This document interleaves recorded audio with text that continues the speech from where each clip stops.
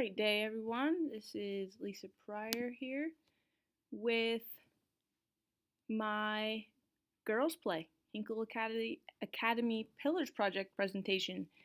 I'm really excited to share what I've learned and what has come from being a part of the Hinkle Academy and hosting Girls Play. So Girls Play, this is the logo for Girls Play. I asked a friend of mine to come up with this or come up with something based on the concept of Girls Play, and this was the outcome. And I'm really, really pleased. I think that it's really awesome and it encompasses a lot of the things that we want to do. It's not just about one thing or another, it's just about girls being active in every single avenue possible. So Girls Play is just an introduction to sports through fun activities. And those activities can resemble both team and individual sports. They also can just resemble playground games that one might play, at recess or outside with neighbors or in the backyard.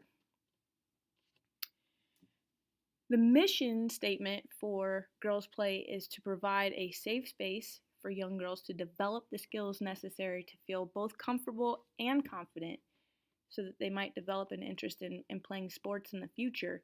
And this came from, some of my PE days and noticing that some of our girls were kind of reluctant to really get in there. And sometimes they did better in a setting where there were no boys for whatever reason. We don't do that often in PE class, but I did notice that as a trend, and so I thought that it might be helpful to provide a space where it was girls only, where they could really practice their skills and get a lot of reps and to build their self-confidence. So why Girls Play? Well, I kind of went into that just a little bit just now, but I want to go into it further.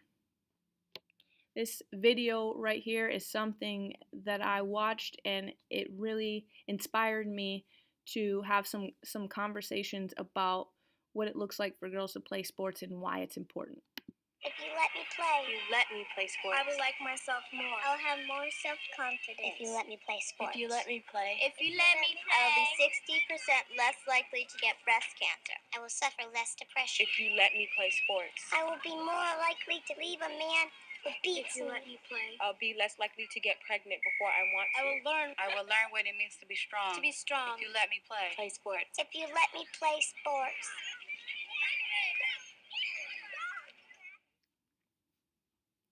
So this Nike commercial really set the tone and inspiring me to do something to help with getting girls involved in athletics. Some of the other facts that have been really, really inspirational for me are, number one, girls who play sports perform better in school. For multiple reasons, they perform better in school because of the links that are associated with being athletic and being active and how your brain functions. With girls who play sports are usually more likely to take a risk and raise their hand in class to answer a question. Girls who play sports can usually work in groups a little bit better than girls who might not have that skill level. Girls who play sports learn about teamwork. This goes back to even helping out in the classroom and working in groups. But teamwork is something that can only be helpful and beneficial to you for your entire life, whether it be in a corporate setting or a job setting, or even as a family member. Learning about teamwork, how to buy in and accomplish a goal all together is extremely important. Learning about goal setting, how to set a goal, how to work hard, how to reach that goal. And if you don't reach that goal, how to not fall apart, how to recalibrate, how to look at what needs to be tweaked so that you can perform at your best level and possibly achieve that goal the next time you set out to try it. Perseverance in this is extremely important, and this is a great way for girls to learn perseverance through sports. It's good for the health of girls. As you heard in the video, there are many things, breast cancer being one of them. Participating in sports is a great way to help combat breast cancer later on in life. Also, with osteoporosis and things of that nature, it's great for combating that. Obviously, it doesn't get rid of everything. There are some things that are genetic or whatnot, but participating in sports is extremely good for helping females be healthy later in life. Playing sports boosts self confidence. If you make a mistake, you fix it, you keep going, that boosts your self confidence. And so, providing opportunities for girls to participate in sports is only going to be helpful in providing a space for them to have more self confidence. Girls who play sports are often happier. On the left, you can see some of the scientific reasons why girls who play sports are happier. Some of these neurotransmitters like dopamine and serotonin, and things that are mood stabilizers and actually help you to be happier. But the other reason is because of the friendships that can be formed through participating in sports. So on the right hand side, you see a photograph, and this is actually my basketball team from last year. And this game was right after the tournament game, and unfortunately, we lost. But you can see they still had a good time. They formed some really, really great friendships and bonds, and that in turn helps them to be happier in school and outside of school, too. So, why girls play? To provide fundamental school training for sport development. So, girls are getting those reps and getting the skills that they need to be successful and to feel successful. And because as of right now, I'm not aware of a lot of programs out there to help with this. I had conversations with a few parents who were thinking about, where do I take my daughter who is extremely athletic and competitive and get her in there in a situation where she's not just one girl and there isn't anyone who looks like her or that she can relate to, because a lot of these programs are organized sports teams and their uh, demographics are usually little boys. It's getting better, and I'm aware of that, and that's great. But also that a lot of the coaches are also men, and so where can we find good female role models who are coaches and who are athletes, so that these girls can look to them as a sign of what they could become in the future. So girls play in action. I'm going to talk a little bit about what my event looked like on the day that I actually had it, and prior to that, how I set it up. So the first thing I want to talk about is the venue, and I chose the Orchard School, and I chose the Orchard School because it's where I work, and I'm just really familiar with everything. The people were easy to work with because I work with them every day. And also the equipment, it's my equipment, so I know what I have and what I don't and where it is. And it just made it really, really convenient for me. The other reason why I really wanted to have it at Orchard was because I had a summer camp prior to girls play that week. My camp went from 1 to 4 and girls play started at 4. So that just made a really, really easy transition for me and the girls, because a lot of them were participating in summer camps and they could attend because they didn't have to leave Orchard and go somewhere else to participate. I promoted girls play through a flyer that I created that had all of the important information: date, time, place, who, all of those types of things. And I put this flyer out on some of the tables that are around for the summer camp. I put them on the door of the school. I also used email to email the flyer to some people that I thought might want to participate, and I texted it to a few people as well. Some of the information on there about the Hinkle Academy was extremely important for me to put on there because I feel as though it helped to kind of create a mindset as to what we were hoping to accomplish. And it was also a really great way for me to promote the Hinkle Academy and to talk a little bit about some of the things that I've learned throughout our throughout our time in the Hinkle Academy. And I was happy to put the pillars that we talked about on the flyer so that people had an idea of exactly what types of values I would hope to instill in their children while they were with me. The bottom there, you can see that I put contact information, and I even created an email account for Girls Play so that people could contact me easier if they needed to. I had a sign-in procedure for this, and so any girl that was interested in coming, she just came. We put her name on the sign-in sheet, her grade, her age. Excuse me. When her parent came to sign her out, or whomever was coming to pick her up, they had to sign her out. That way I knew that every child was in the care of an adult and not just running around. That was a good check for me. And then I also asked them to share their email address so that I could contact them in the future for a future date or anything like that. The email address came in really handy at the end because I sent out thank you letters and also a quick survey that I asked each person to take that had a daughter participate.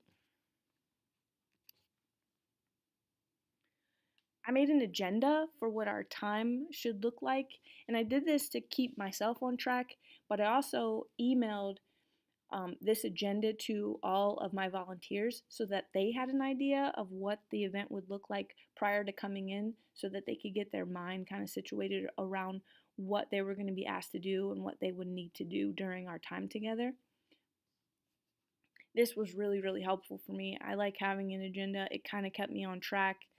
I had to adjust the agenda a few times during the event, but it was fine, just adjusting times and how we did things. We ended up doing the introductions first, which made more sense anyway, after we got them into the gym, and then we got going. And so it was nice to be flexible enough to have a backup plan, but this was really nice to have just to kind of keep me on track. The volunteers that I had were amazing. I can't thank them enough. The event wouldn't have been what it was without them.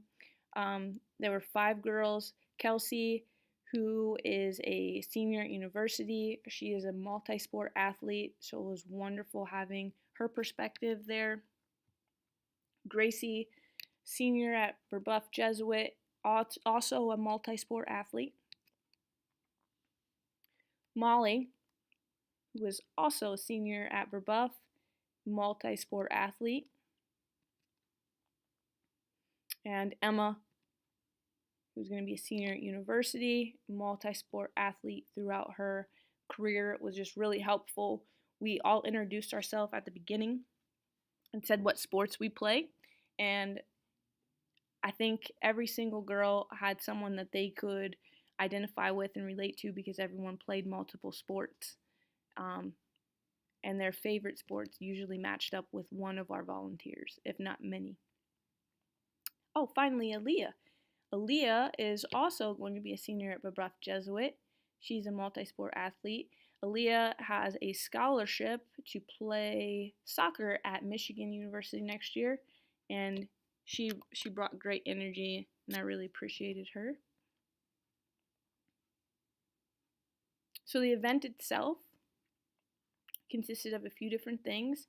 The first thing I want to talk about is the gym setup. So I mentioned before that I had a summer camp from 1 to 4 prior to that, so I came in and set the gym up earlier. I ended up making myself a map to keep me situated and to make sure that everyone had enough space to do what they needed to do, and so that the girls would be safe also. So we had a soccer station going on the right hand side of the gym. In the middle there was a volleyball station. The basketball station was in the top left. They had enough room to do some dribbling drills and whatnot. A hitting station was on the left hand side of the gym, and the way that our gym is set up is that there's a climbing wall there, so the girls were actually hitting towards the climbing wall, which meant that they didn't have to chase the balls around the gym, which was really nice. And then finally, lower left-hand corner was a throwing station, and I set up some targets there for them to practice on also. This map came in really, really handy because although I set the gym up when I came in, I knew where everything needed to be. I could give one of these to the girls. They could see how much room they had to work with and whatnot also. We participated in a quick warm-up. They had access to all of the equipment that we would be using during our rotations, but I also put out some fun things like hula hoops and skip-its and scoops and balls so that they can work on some hand-eye coordination there also. And the volunteers jumped in there and joined the fun. And this was a really, really great way and a great time for the volunteers to start to form some bonds with the participants. And I could tell that they were starting to get to know each other and whatnot before we got into our actual skill development. Our stations, we had 5 stations. The hitting station here, Kelsey was in charge of that, taught them the proper way to hold the bat, how to stand and swing level. Molly was in charge of the volleyball. They did a lot with calling the ball and passing and setting drills. Gracie was in charge of the throwing station. We worked on throwing form, following through. We also worked on accuracy when we came back to those targets that you can see on the left-hand side of the photograph. Emma was in charge of the dribbling station, worked on keeping control of the ball, pushing it down, not slapping at it, making sure that it's about waist level and it's not coming up to your ears, trying to keep your head up when you're dribbling. And Aaliyah worked on the soccer station, working on controlling the ball, which areas of your foot should you strike the ball with to have the most control. They also got to do some shooting on the goals a little bit, which was fun to watch. I decided to go with 8-minute rotations so that everyone had plenty of time to get everything that they wanted to do in. And this would also provide enough time for them to get a lot of reps. Our focus was on fundamentals and doing things properly while having fun. We did a lot of correcting footwork, correcting arm placement, correcting hand placement, and by the end, the girls really, really improved their skills. And again, lots of reps. So this was really nice because we only had about 3 people in each group. A couple groups only had 2 girls. So they were able to get a lot of reps in. They didn't have to wait their turn for anything. They had their own equipment and they were practicing for the full 8 minutes. We ended with a group game, and this was a lot of fun. The volunteers joined in, I joined in, and we played my favorite game, which is dodgeball. And it was really, really fun to watch the girls put in place some of the skills that they had been working on, especially with the throwing, but also to see some of their competitive nature come out, and especially when trying to get the volunteers and myself out. They just lit up when they would get one of us out. So reflecting on this process and the girls play process, promoting it, I like how I promoted it. If I were to do this again, I would want to promote it more. I would definitely want to hit up outside schools to try and get some other girls in, cross promote. If I'm going to do it at Orchard again, that's marketing for Orchard, it's marketing for me. But just promoting it, maybe getting a few more numbers. I would like to be in the 20s, maybe even the low 30s if I could. And I know that just comes with promoting. With higher numbers comes the need for more volunteers. So I love the volunteers that I had. So glad that I gave them the space to do their own thing, and they really came through for me. I would love to be able to reach out and get more volunteers. I would love to get younger volunteers, maybe juniors or sophomores, and have them be able to stay with me for a few years. I would love to see what that looks like and have it something that is just a privilege to do and they really enjoy doing it. All of the volunteers said that they would be interested in doing it again and to please let them know. And I know that this event wouldn't have been what it was without them. I liked the format. I liked the fact that I had the stations. I liked the fact that they were able to get a lot of reps in and really work on their fundamental skills. I would think about making sure that I change it up every now and again, not doing the same sports, maybe adding like an agility kind of station in there if I were to do this again. Just keeping it fresh so that kids want to continuously come back and they're not getting bored. The evaluation process, I decided to do a survey monkey, and I sent that link out in the thank you email that I sent to the families who participated, and that worked out really well. And I got some really good feedback. Everyone said that they would be interested in doing this again. They thought that it was planned well. Excuse me. Whoa, talking too much. They would share the information with friends or family, and almost everyone said that they would absolutely come back if this was offered again. So I was really pleased with the evaluation. They were all excited about the volunteers, and all of their children had a really wonderful time. So in summary, I'm really, really thankful for this experience. I've learned that saying that you're thankful is something that you should do often and regularly. And I've done that since we started this process and this class back in October or November. Just being outward about being thankful and telling people that you're thankful for them and what they do. I've learned to be more humble and have more humility. You know, there's more than one way to do something, and my way might not always be the best way. I need to be open to that. Hopefully, I showed the volunteers, especially by not micromanaging or telling them exactly how I needed them to do something. I gave them the freedom to do it because they are smart and capable also. Accountability is huge. I learned so much about accountability for myself and for others, and the fact that it's so needed and necessary, and you can do it out of love. I think that's the main thing. A lot of times you hear accountability and you think that it's someone coming from a place of trying to hurt you, but that's not correct. It can come from a place of love, and when it's done in that way, it can only help you to become better. Unity is huge. Just making sure that everyone's on the same page, everyone feeling like they belong. That's one of the essential things that people need, is to feel as though they belong, and unity helps with that. That's the number one thing that I'm focused on, and having a lot of new teachers at my school this year is to make sure that we're united. They all feel like they're a part of the team before we start any other kind of process. I've noticed and I've learned and I've known throughout my life that passion is huge. Follow your passion, and it can only take you as far as you want to go with it. You know, people notice who leaves it all on the field or all on the court. People notice who's passionate about what they're doing, and they instinctively want to be around those people.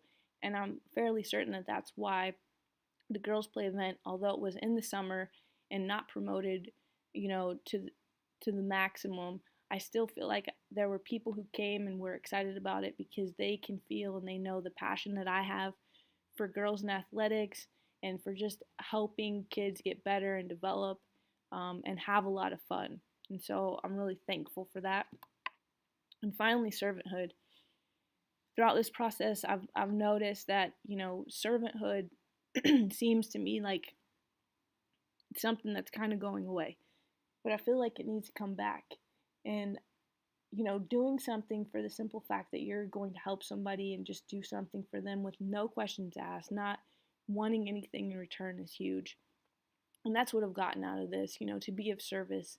You don't always have to get something out of it. You don't always have to charge money or anything like that.